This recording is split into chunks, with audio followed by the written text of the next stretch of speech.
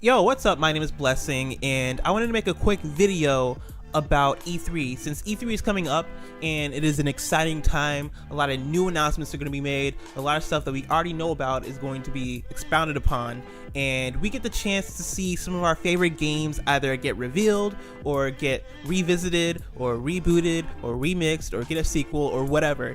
And I'm really excited about it because E3, as many of you guys know, is the most exciting time of the year, which is why I want to make this video about 10 things that I'm excited to see at E3 2017. I got a list on my phone right here, so I'll go right through them. The first thing I have on the list is Spider-Man for the PS4. Now, Spider-Man was revealed at E3 2016. We got a reveal trailer, and here's the thing about that trailer. It looked like gameplay, but it also didn't look like gameplay at the same time. It looked like fake gameplay, which had me really nervous, and also the game didn't really have a name, right? Which leads me to believe that the game is still pretty early in development. As of the time that the game was announced, it was probably like really early in development, so early that they had to create fake gameplay, and I assume now they might be in a place to show actual gameplay, and so I'm excited about that. I'm excited to see more about that. I'm excited to see what that game is. Spider-Man 2 on the PS2 is like one of the greatest games in that library, and so I'm excited to see what Spider-Man for the PS4 can bring to the PS4 library. The second thing on my list is Death Stranding. Now,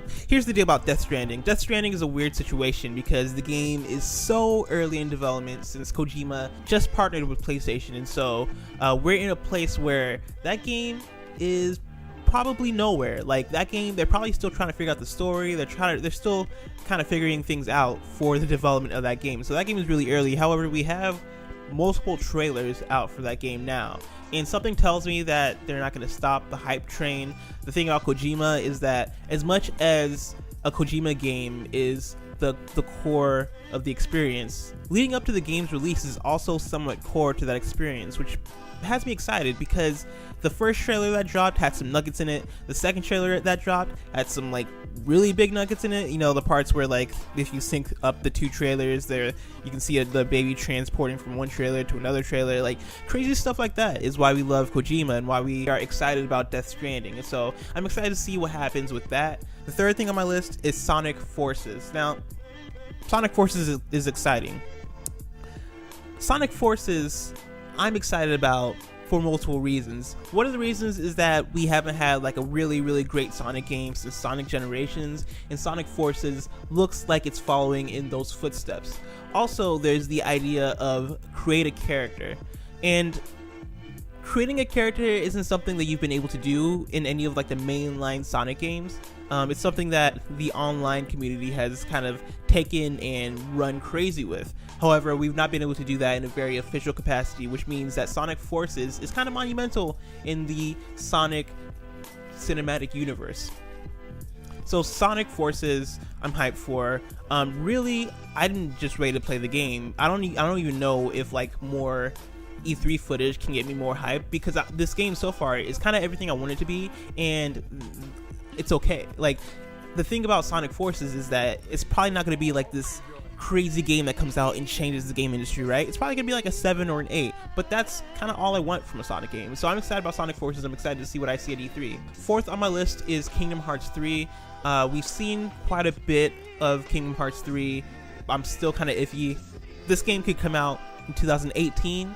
It could come out in 2022. I have no idea. I'm just excited to see what they show for Kingdom Hearts 3, because the thing about Kingdom Hearts 3 is that anytime you show Kingdom Hearts at a conference, things get crazy. Like, people get hyped. Kingdom Hearts 3 is a hype-inducing product, and so I want to see more Kingdom Hearts 3, specifically at the press conferences. Up next on my list is God of War. God of War was first revealed last year at E3, and that was really exciting because God of War looked different than we had ever seen God of War look.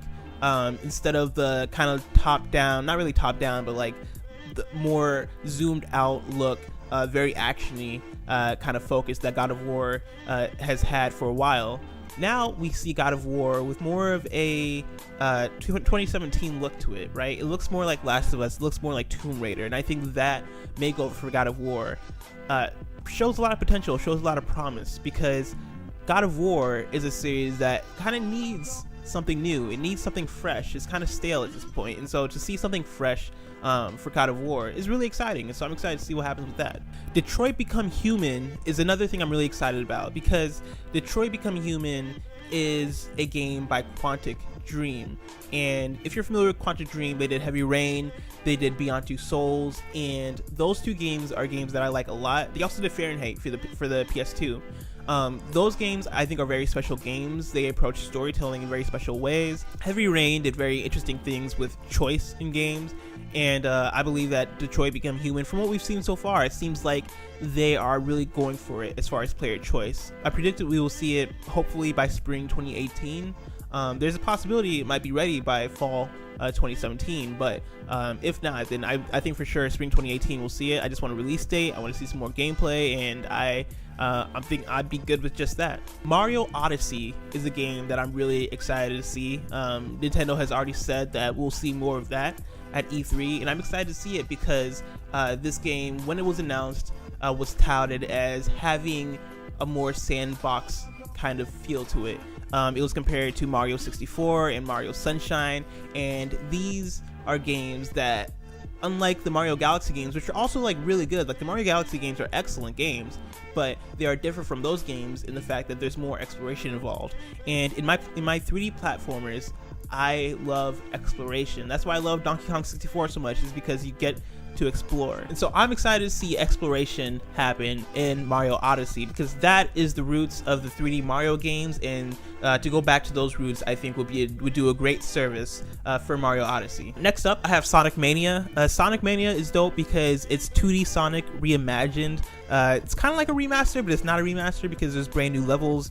It's a new Sonic game, but it's like the old Sonic, but it's new. But it's not Sonic Forces because it's still pixel, but it's not the same because it's different. I'm just excited to see more Sonic Mania. Specifically, what I want to see from Sonic Mania is a release date. We know it comes out this year. We hope it comes out this year. I hope it comes out this year. So let me know. Sonic Mania. Another thing I'm excited about is Sucker Punch's new game. They have not announced it. They've not shown anything about it. It's been quite a few years since Infamous Second Son, and we know that they've had to been working on something. My prediction is that it's something that's open world. It's something that has exploration. I would think it's something similar to Horizon or something along those lines, but who knows? But I think that we'll see it at E3 because we've been expecting it for a while, and I think now is a pretty good time because Sony needs new games. Sucker Punch presumably has a game that they can show, so I think everything lines up kind of nicely. So we'll see it at E3, hopefully. Last thing on my list is anything Nintendo. Here's the thing about Nintendo, is that the Switch just released in March, which means they have to have something coming up, because here's the thing, they've only had Legend of Zelda come out, they have had Mario Kart 8 Deluxe come out, and they have Mario Odyssey coming up soon, ARMS, Splatoon. I think it's been a great first year, but we gotta know what's coming up next year. We gotta know what's gonna fill out the rest of this year along with Mario Odyssey and Splatoon 2. I think there's a lot of space to fill that Nintendo has, and of course we've had like the leaks like Mario Rabbids, the RPG crossover thing. That looks interesting, but I think there's got to be more, and so I assume we'll see a lot more at Nintendo's E3, and I'm excited to see what else we see outside of those things. And so let me know what you have, what you're excited for. Leave them in the comments, and yeah, I'm excited for E3 to happen. Until next time, I've been Blessing, and I'll see you guys later. Thank you so much for checking out this video. Your feedback is important to us. Like, subscribe, and leave a comment to let us know what you think. You can find similar videos, podcasts, and articles on okbeast.com. You can also follow us on Twitter at okbeastnow. For everything games and culture related, make sure to keep it locked right here on OKBeast.